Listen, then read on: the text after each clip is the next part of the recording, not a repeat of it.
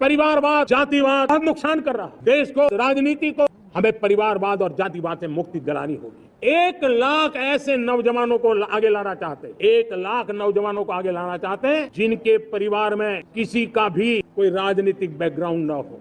कि मैं 1 लाख से ज्यादा युवाओं को, जो जिनके परिवार में, जिनके बैकग्राउंड में कोई राजनीति से जुड़ाव नहीं होगा, मैं ऐसे युवाओं को लाऊंगा 1 लाख से ज्यादा। बिहार में उपचुनाव का आगाज हो चुका है, 13 नवंबर को वोटिंग है। कुल 4 सीटों पर जो है विधानसभा का चुनाव होने वाला है।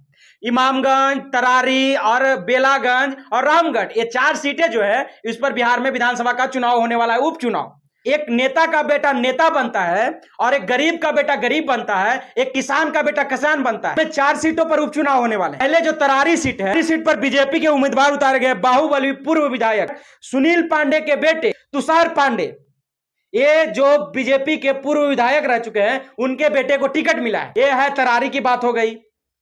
अब हम बात करते हैं इमामगंज। आप सोचिए कि जीताराम मांझी, उनका बेटा संतोष मांझी जो बिहार सरकार में मंत्री, जीताराम मांझी की बहू संतोष मांझी की पत्नी अब विधायक का चुनाव लड़ने वाली है।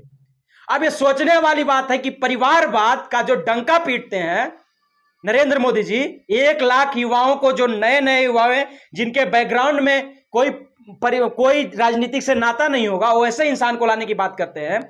और उन्हीं के सहयोगी पार्टी जीताराम मांझी के पार्टी से बेटा राज्य सरकार में मंत्री, खुद केंद्र सरकार में मंत्री, खुद सांसद, और उनकी बहू अब चुनाव लड़ेगी।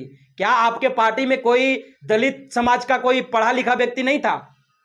सोचिए, ये चीज हो रहा है। अब हम बात कर रहे हैं बेलागंज, जो काफी चर्चा का विषय बना हुआ है, उपचुनाव में हॉट सीट माना जा रहा है।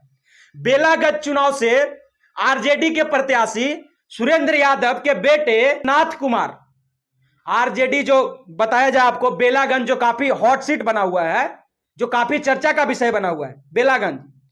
सुरेंद्र यादव जो 8 बार लगातार विधायक हैं, जो लोकसभा चुनाव में जहानाबाद से चुनावी आगाज में भारी मतों से विजय हासिल किए हैं। अब उनका बेटा, जहां से पूर्व विधायक थे सुरेंद्र प्रसाद यादव बेलागंज से, उसके बाद अब उनका बेटा राज करेगा बेलागंज में।